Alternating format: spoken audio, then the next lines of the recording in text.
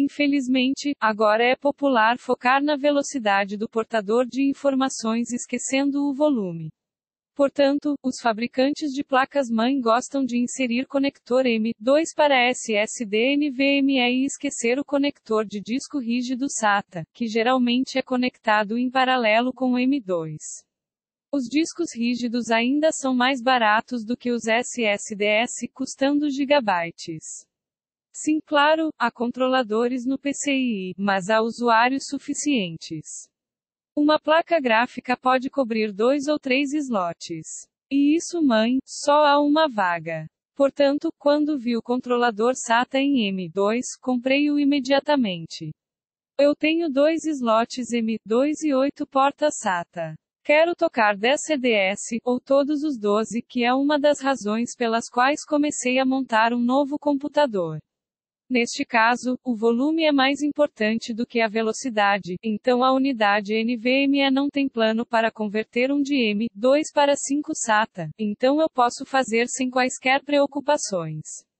Claro, eu tenho 8 portas de LSI, mas eu ainda espero que PCIe seja livre. Eu tenho apenas 3, e eu tenho 2 planos. É difícil dizer se o terceiro está disponível. Então eu prefiro sacrificar M.2. Compra exceto para o frete, não há diferença sutil no processo de compra. Fez 5 entregas em 10 dias. A aparência é fornecida em caixa simples. Dentro é um controlador em um pacote e um conjunto de ferramentas de instalação. Isto é inútil. A chave de fenda é curta e o parafuso esquerda não está perto da minha mãe. Não há nada a dizer sobre sua aparência. Há 5 conectores SATA na placa e um chip escondido sob o radiador. Não devia, mas não devia. Não há nada de interessante por trás disso. Instale o conector M.2 na borda da minha placa, mas cobre ligeiramente o cooler, então decidi colocá-lo no último. M.2 PCI Express Module Up to Gen 2x4, 20 GB S. Para o segundo conector, declare Gen 3x2, 16 GB S.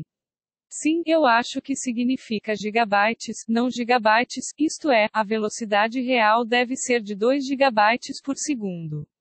No entanto, é mais rápido do que descrito na descrição do controlador, escreve 1700 MB por segundo. Como mencionado anteriormente, Bortic não se aproximou e aproveitou sua oportunidade de andar na bolsa. Eu não tinha um disco rígido disponível, então decidi testá-lo em uma unidade SSD. Inicialmente, conectou ambos 240 WD verde e a Datasus 650. Eu tenho um computador em processo de montagem, então eu ainda não instalei o cabo. Eu coloquei o disco lá. Quando ligado, o LED verde oposto à porta de conexão acende. Eles piscam quando se movem no porto no RIP total conectado. Ele se parece com isso. Conecte-se ao computador ao qual o controlador está conectado. MB, ASRock Crack X470D4 o CPU, AMD Ryzen 7 Pro 3708 Core @3600 mHz caixa 512 KB 4 MB 32 MB memória 32 GB DDR4 capacidade máxima instalável 128 GB kernel, Linux 5 de outubro de 28 Red x86-64 Eu uso Linux, sem ajuda, para ser exato, mas eu faço todos os testes na máquina virtual Windows 10, onde eu executo um controlador completo para testar os drivers e assim por diante. Infelizmente, agora tenho a oportunidade de conectar diretamente aos computadores Windows, mas não acho que essa opção seja mais barata do que executar o controlador diretamente. Quando você liga o computador, as informações sobre os discos anexados são exibidas na lista de dispositivos conectados à placa-mãe. Essas unidades não são visíveis, e o slot M.2 é exibido como um slot livre. No entanto, na lista de unidades de inicialização, você pode ver 2 SSDs conectados ao controlador. Normalmente, meu computador começa a partir de uma unidade flash, mas quando eu abro o primeiro projeto, o gerenciador de inicialização inicialização do Windows aparece, o computador falha e começa a partir de um SSD conectado ao controlador, há mais de uma dúzia lá. Ela fez alguma cerimônia de instalar a atualização pela 10ª vez e começou a reiniciar.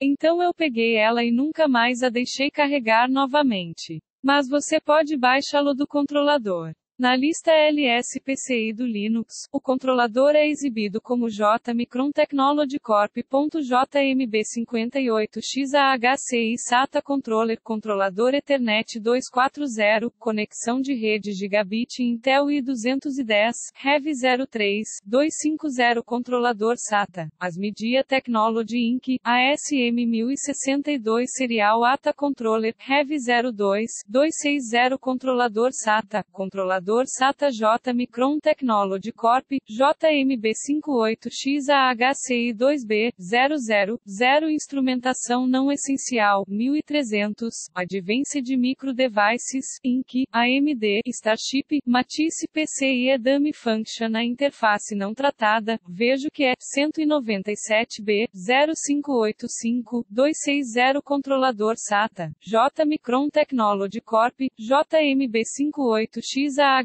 SATA Controlador. Na lista de discos, vejo que ambos os SSDs contêm todas as partições. Sogro, vamos para as janelas. Não há necessidade de instalar nenhum driver, e todas as unidades aparecerão ao mesmo tempo.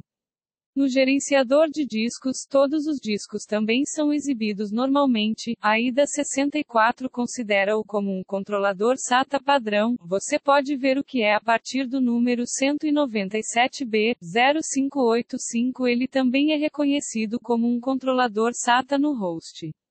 Ecrã da unidade de ligação inteligente. A velocidade de cada porta é equivalente à do SSD. No entanto, se você iniciar dois dispositivos ao mesmo tempo, o limite sairá. Aqui, eu faço um teste em CDM ao mesmo tempo. Ambos os discos podem exibir 500 MB de resultados de leitura, gravação separadamente. Quando os dois trabalham juntos, a velocidade de um deles diminui significativamente. O limite de largura de banda parece ser de cerca de 900 MB por segundo. Em algum momento desta fase, eu lembro que eu tinha um pequeno SD. Encontrei-o, levei-o ao controlador e verifiquei a tomada quente.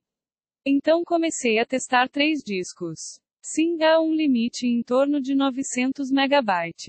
Por interesse, mudei o controlador para o slot M2 próximo, onde tenho a geração 3x2. Mesmo que o volume de um único SSD seja pequeno, ele funciona em um único SSD. Ou seja, embora o rendimento declarado do PCIe 2.0x4 e PCIe 3.0x2 seja quase o mesmo, o controlador só mostra exatamente o mesmo desempenho.